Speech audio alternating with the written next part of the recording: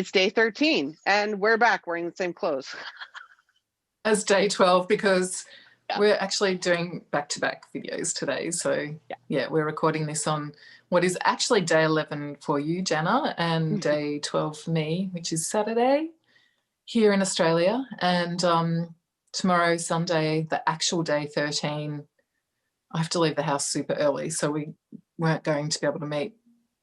Yeah, that's fine. We have plans and things that need to be done over the weekend, so that's totally fine. We're doing a twofer today, a 2-for-1. So in our meeting. So yesterday we had Terina knits from Love and Speckles, and today we've got Julie, also from Australia, but she's closer to me. She's only a few hours away. Although we've met a few times at events, yarn shows and things. So we have met. Yeah. People might remember her from the previous days. Julie's the one that did the mini skein around your neck and how to do that and then wind it back up. And so same Julie has pre-recorded.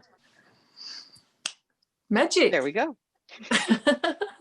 I just had to run off and get this shawl, speaking of Julie, because this is knit with her yarn. It's a little bit folded. It was in my stash of FOs. Although Julie actually knit this for me as well. She's knit a few samples for me, sometimes when I need a second sample. So this is a second sample of the Sunshower Shawl, which was designed to be used with 12 mini skeins, and it was a club with Jimmy Beans, and so each month over 2018 participants got, no, it was 2019, it was last year, a little mini skein, so equivalent of these ones, the Advent yarn, and a clue, although they did know what they were knitting. I designed it thinking it would be a mystery, so it started up here and then gradually work your way down to the bottom. Lovely. I should go and get the other sample too. Anyway, so this is knit in Julie's gorgeous yarn. I wanted to do a single colour version of it. And I just love this yarn. It's like opal. I don't remember the name of it. And and when I had finished, when that 12-month period had finished, the rights to the pattern came back to me, the Sunshower Shawl, so I was able to put it in my Ravelry store. Before then, only people who bought it through the Jimmy Beans Club could use it. And I'm doing another one this year with, it's a wrap called Coral Coast, so that will be available in my Ravelry store in January. But last year, or was the start of 2020, Australia had terrible bushfires last summer. And so when I released the Sunshower Shawl, I decided to make 100% of all sales go towards the bushfire relief funds. And it was incredible. So I covered any taxes and associated fees so that 100% could be donated. And we raised around $36,000 Australian. Wow. It was incredible. So I had 3 causes. I mean, I thought maybe a few thousand would be amazing. So a third went to the Red Cross, a third went to a wildlife organisation, a Victorian wildlife organisation, and a third went to a First Nations organisation. So 3 groups of victims were able to be supported. It was so amazing. So and it's been wonderful all year seeing lots of those projects popping up and people knitting their Sunshower shawls. But it's pretty special. And Julie she was affected by the bushfires, every day she was reporting smoke, and her property wasn't burnt, but it was impacting her life quite intensely. So that's so neat that you were able to do that, and that people showed up and bought the pattern. Knitters are wonderful. Knitters are great, and they so are, and they just wanted, it's like a little way that they could contribute, and people felt really Yeah. That they were able to do something, and together, everyone combined, it was such a big impact. Yeah, I mean, even just a tiny bit from each person, I mean, that's amazing. Yeah. It's wonderful. Yeah. So I want to go, and your Ravelry page, of course, I'll put the links to the pattern down below, but now I want to go see all the projects. Yeah. Yeah. Because it was designed to be a fade, and you know how much I love that. Lots in the original colors, but it is a fun way to use up 12 mini skeins as well. So we'll meet Julie. She's recorded a video for us introducing herself and her beautiful yarn. She's an incredible dyer, and she's got lots of good stuff happening there. She's had a tricky year, so she didn't get advent kits made this year, but she has the last few years made kits and beautiful projects with them. All right. Speaking of mini skeins, shall we check them out? Yeah. What have you got? So here's 13. It looks to me like we have snow and ice on the label there. How apt. Yeah. I love how they've used different wrapping for each one too. Yeah, there were 3 kinds of wrapping. There was the kind of snowflake one, and then the pale blue, and what's the other one was just a plain white, I believe. Yeah. Oh. Okay. So now they really kind of mixed things up, the girls did. Now we're at the other end of the spectrum here. This is yarn number 25. Ooh. Which is the last. So that would have been at the end of your sleeve on your kit. And yarn 25 is called Elemental. So it's very dark. Yep. Yes. Nice. I love the tones. I say that every day. But I will say, I forgot to tell you yesterday's name of yesterday's, which I still have here. This was day 8, and the name on this one is Feldspar. Ah. Yeah. The element Feldspar. Isn't that one of the elements? Yeah. There you go. Beautiful. I have a lot of knitting to do before I see you again. Yes. Get to it. All right. So I've got day 13 to open. Love these cute little labels. I know. Yeah. And open it carefully. And we're officially halfway. The stone is called peridot. Oh, I've heard of that. That's gorgeous. Yes. You love green. I do. This is a particularly lovely green too. My kind of green. It's like mint. Reminds me of mint. It reminds me of green Jell-O. Do you have Jell-O in Australia? Yeah, we call it jelly. There we go. Ooh. That's so nice. The speckles from the day before match in with that. And I mean, you're sitting in front of some of them, but if you look at like the skein just under the rose and then across, that's nice. Yeah, nice and dangly. Might have to lift that up a bit. We'll see. Do some modifying before day 14. So you were asking me about storing stash before. Yeah, I have.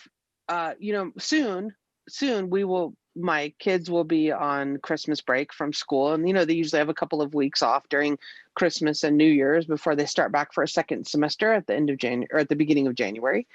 And so we're going to do some sorting and organizing over the holiday break. And I have a tremendous mess and I thought I would pick your brain a little bit. I mean, you have quite a bit of yarn as well, I'm sure, being a designer. How do you manage? I mean, I know you don't have as many works in progress as I do because, you're more organized than I am. But how do you store? Do you just use clear plastic bins, or do you have a dresser, or what do you do? I used to have, and then we moved. We've moved a couple of times this year. The first move was a downsize, so I had to get rid of. I had a beautiful old plan drawer, wooden plan drawer. So the drawers were probably about this deep, so I could pull it open, and I had all my skeins. I pretty much used that just for fingering weight skeins. So I could pull it open, and I had maybe there were 6 drawers. So there was pinks and reds and yellows and greens, and so it was colour coordinated. Oh, okay. And then I'd put lots of I've got these little wooden balls with cedar oil in them, and also Right. just sprinkle cedar oil everywhere and just constantly be checking. Sure. Not that we have, I managed to keep the moths out, so, but I just want to make sure that they're not around. Yeah, yeah. Because normally before that I used to try and keep every skein in its own plastic bag and then put it away, store it into a plastic box or a bin. But I'm not doing that as much now. Some, like bigger quantities, I just find, because I'm always rummaging through, and I end up taking them out of the bags a lot anyway. And I did, when we did that move, I did a massive de-stash and got rid of a lot of yarn that I just didn't think I'd use. It was pretty hard. Dramatic. But some of it, some I just knew, I have to buy a lot online, and when it arrives, it's maybe not quite the colour I think it will be, or, it's quite tricky. So, yeah, I got rid of a lot and bought some more to reward myself, but didn't buy as much as I sold, and reduced it. So now I have a much smaller stash. It's still substantial, and there's still yarn there that I probably won't use. And so I have large but shallow clear plastic tubs for it all now, and I was keeping some of the stash in that as well as the drawers. So I have 3 of those, I think, for fingering weight, a couple for DK weight, and then some various other mixed tubs. So it's not I don't know. Yeah. It's not humongous. I feel a bit overwhelmed when I have too much yarn. Right. I just would rather put happy. it back out there in the world and But I wonder, see, like, I have too many WIPs, too many works in progress, and I'm kind of thinking about, we did this last year on the channel where in January we had a knit along called, but it wasn't a specific pattern. It was all about finishing what you have, and it was called Frog It or Finish It. So you go through your WIPs and you look at each one and decide, do I love this? Am I attached to this, or would I be better off to frog it and then use the yarn, repurpose the yarn? And we talked about how to reskein things and then maybe steam it or whatever. Yeah. And reclaiming that yarn to use for something else that you might enjoy more. And the method for finishing them up, well, I need to take my own advice because I have way too many things going to be justifying casting on something else. So I'm wondering if maybe we should do that Frog It or Finish It challenge again in January and kind of make that an annual event. That's a good idea. I had one, I don't know if it was this year or last year, but I might have to do it too. And I called it Whip That Whip. So it was whip as in whoosh, and Whip That Whip KAL. And that was good. People finished up their projects. And but I need to finish up. You too. Oh. So did you participate in your own knit along last year then? Did you frog it or? Sort of. Doesn't sound like you did. You might have to join in. I should have been. Yeah, I'm an impulsive caster honor. I'm an impulsive. I have to try that. I have to cast that on. I'm impulsive that way because it's so much fun to go dig through your bins of stash and then pick something. I mean, you get this little hit of dopamine when you start a new project. I love starting new projects. It's not that I lose steam because I still love them, but now it's just I have to have a system for working through them and finishing them. It's not that I dislike the middle part or the finishing part. It's not that I dislike it. It's just many hours of doing it, isn't it? So this system that we talked about last year, I'm blanking on the name of the system. Somebody will remind me. But you line up all your stuff and you organized all the whips that you have, and then you take the first one and you work on it for a set number of time, whether that's 4 hours, 8 hours, 12 hours. I mean, not 12 continuous hours, but like 2 hours today and 1 hour tomorrow or whatever. But that project gets 12 hours of your knitting time, and either you finish it or then it rotates to the back of the line.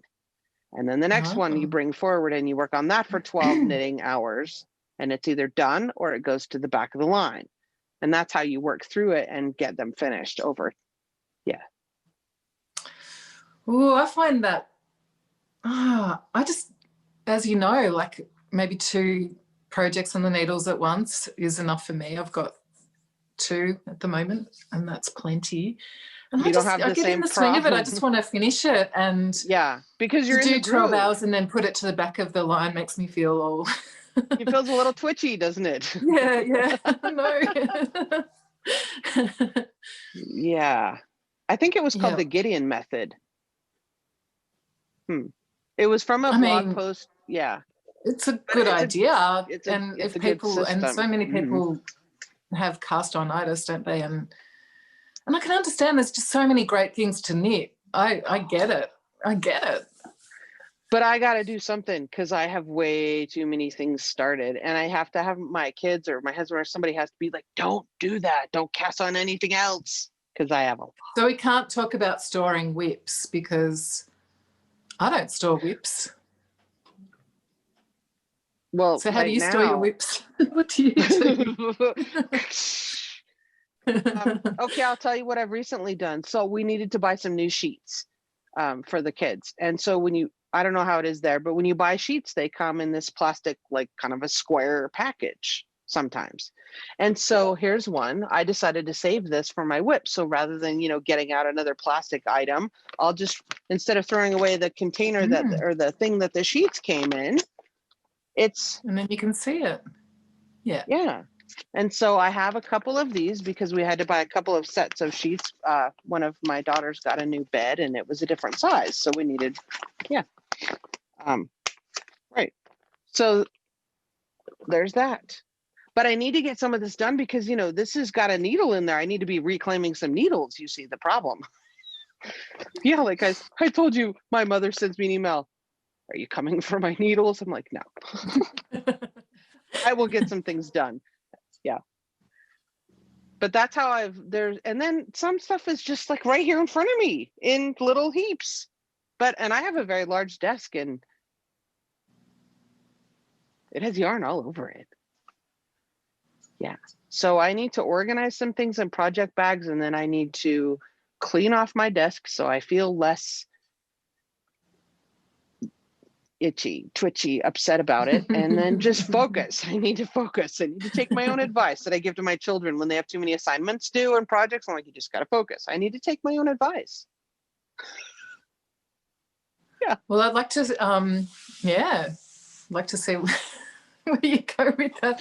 Is it just fundamental? You've just I'm a mess. Have lots of projects. Disorganized. Yeah, I'm just a mess.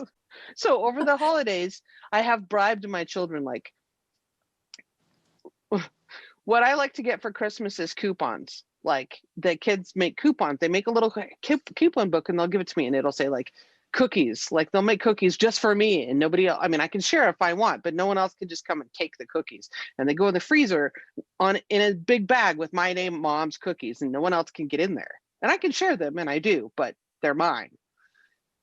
Or like the coupons will be good for folding a basket of laundry. Like, that's my laundry, not household laundry, but like my laundry. Or I don't like changing sheets. I don't know why. It's just one of my least favorite jobs. So the kids will do it.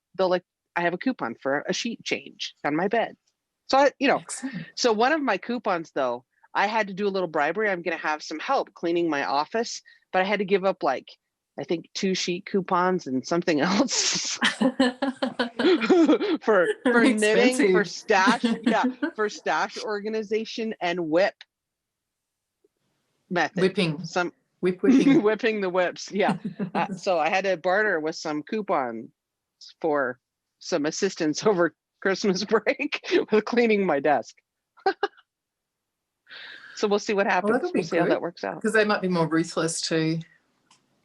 Are you really going to knit that? Yes. Yeah.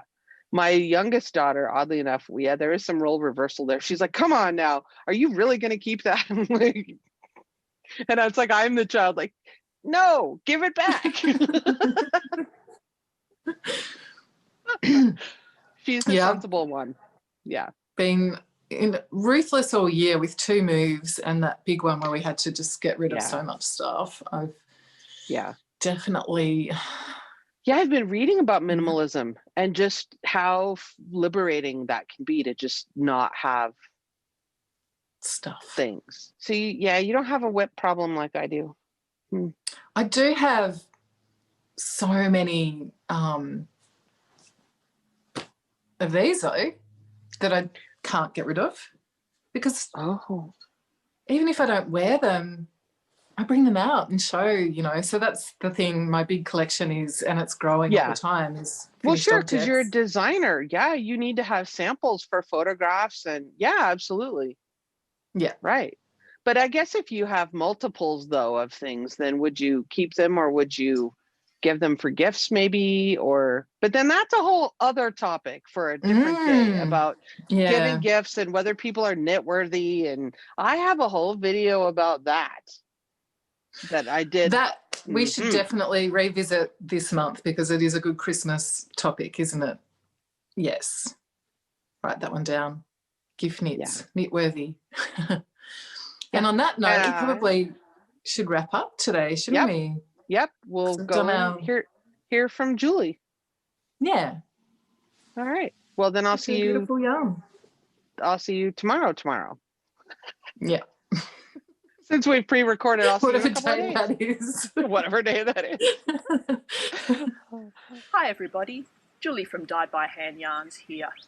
Just before we get started, I would like to acknowledge the Krawatongolong people of the Gunai-Kurnai Nation, who are the traditional owners of the land in which I live. I would like to pay my respects to their elders of the past, the present and the emerging.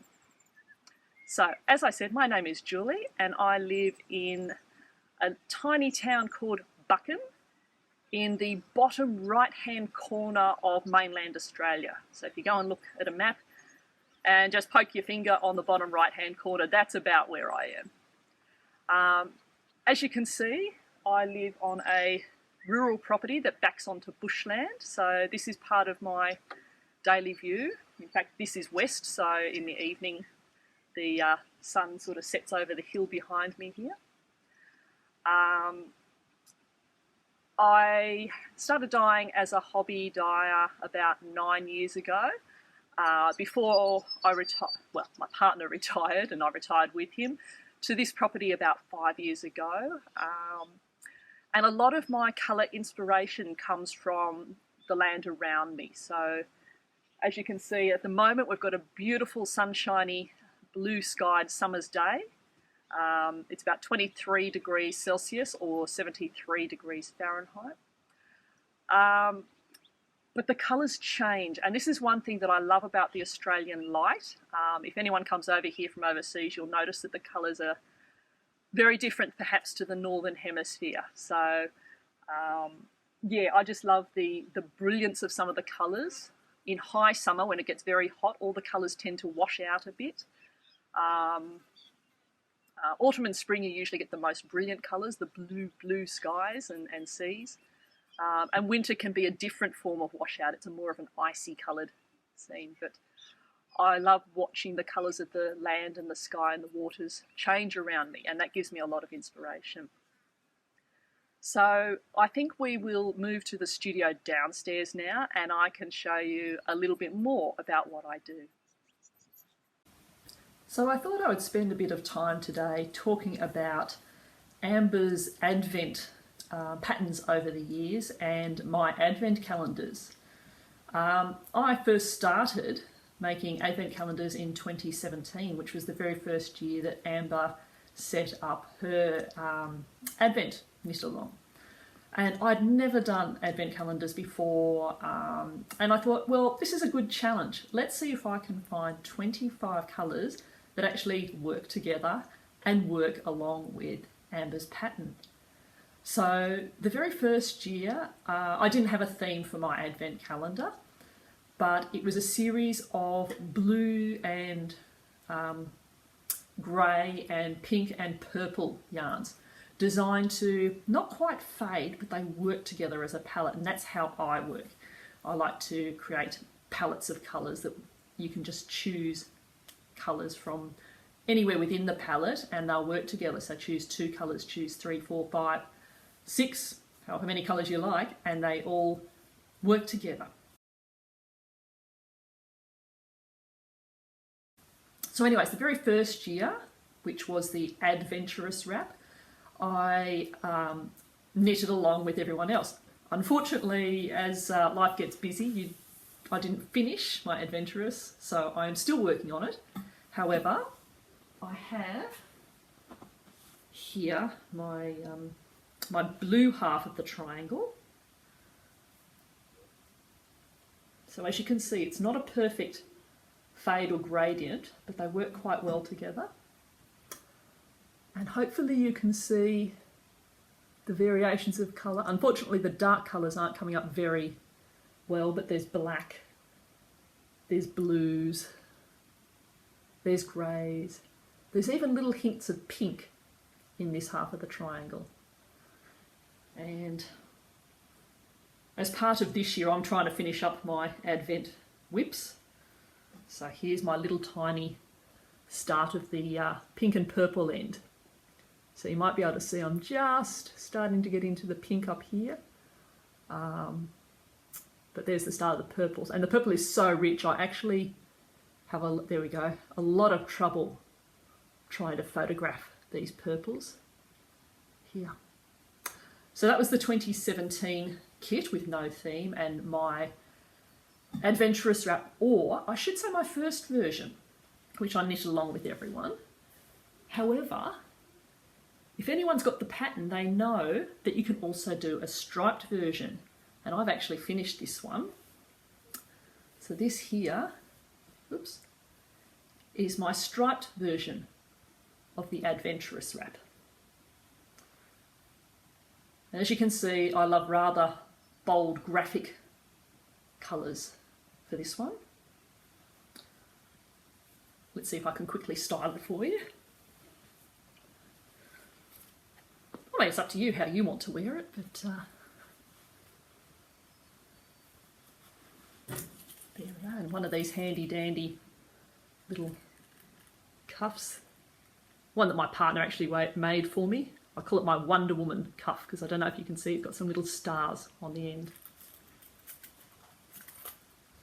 So this one used, I can't remember the exact yardage, whether it's 1 skein or 2 skeins of the main colour.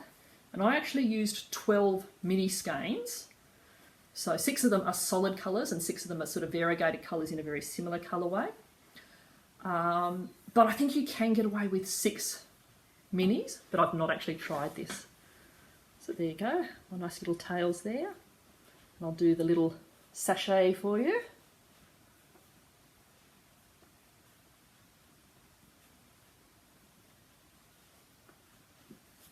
There you go. So that's the nice graphic and bold stripy version. You could also do a much subtler stripy version if you wanted to. So this was not, actually, this was the 12 Days of Christmas. So that year I produced a 12 Days of Christmas kit. So there were 6 variegated colourways and 6 solid colourways. Oops, the blue is falling off the bottom there. So that was my 12 Days of Christmas. So that was 2017.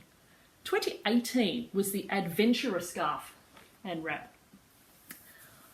This kit, being my second one, and get a little bit more experience with how to work a collection. I'm not going to call it a fade because really it's not a true fade. But the second year's inspiration was an Australian beach Christmas. So just looking at a lot of colours that I associate with memories from Australian Christmas. So as a family, we used to do a lot of long distance car travel.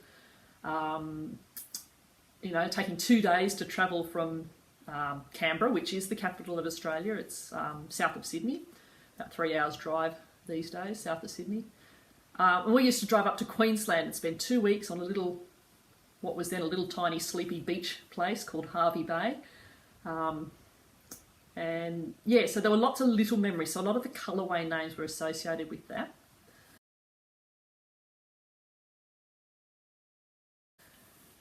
And I knitted up, along with everyone else in the group, the Adventurer scarf, which is the right side. I think that's the right side there. So it started off with all these rich reds and oranges, through tans and creams, through some nice Christmassy speckles in the middle, through grey blues, into sort of aqua and teal and deep bluey green. So I actually really enjoyed putting together this this kit for everyone. This one's a little bit harder to model because it is so long, but we'll see how we go here. So let's just look at the colours at least. So we've got the warm colours there, and the nice, oops, I'll pull myself down at the back a bit. Seem to have got myself a bit caught up. There we go. Hopefully you can see some of the speckly colours. I can't tell because I'm not looking at the camera. And on this side we've got the nice cooler colours. So that was the Adventurer scarf.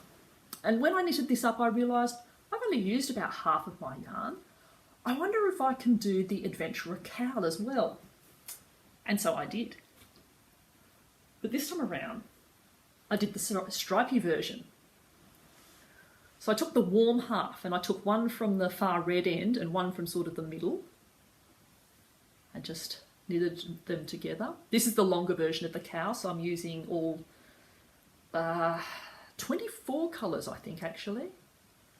Yeah, 24 colours, because otherwise I'd have a stripe where I had 2 darks or 2 lights together. And then when we got to the cooler half, again, I took one of the paler ones and one of the deeper colours, or at least so you could get a stripy, contrasty feeling.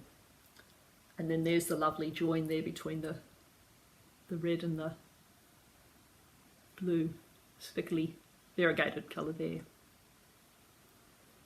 I've still got leftovers from this, from all the skeins. So in fact, I think I'm going to do, I think it's the Inari wrap, but choosing mostly a main colour and then just having a single little garter strip stripe of each of the 25 colours in it. I know someone else has done this before. I think it's the Inari, but I'm not quite sure.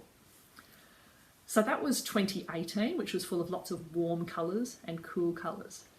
Now, last year's kit, the 2019 kit, was inspired by an Australian poem by Dorothea McKellar called My Country. And most people really only know the second verse, where it starts, I love a sunburnt country. So that dropped a few hints as to the colours.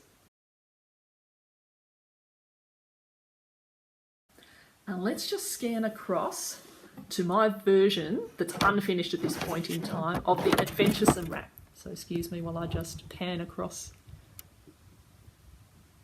here. So this is my Adventuresome Wrap. And as you can see, it started off with some nice deep browns and oranges. And I've contrasted it with a orange colour from the 2018 kit. I think that one was called Rusty Holden Ute, was the orange colour. But for example, we've got names like Vegemite right down the bottom here is the brown. And what else have we got that's very Australian? We've got some witchetty grub here, this sort of cream with little hints of grey and goldeny yellow. We have honey ant up here, which is sort of yellow and charcoaly and little hints of rust in it. we've got this lovely one up the top, I hope you can see. It's sort of a greenish tan with bright blue spots through it. It's blue-ringed octopus, and it's quite a popular colour. And then right up the top, I hope you can see we're starting to move into the blues. So that's, I think, 13 days worth of colour there. And if I just pan across behind me, we can see the colour progression from the browns and tans through creams, greys and golds, into blues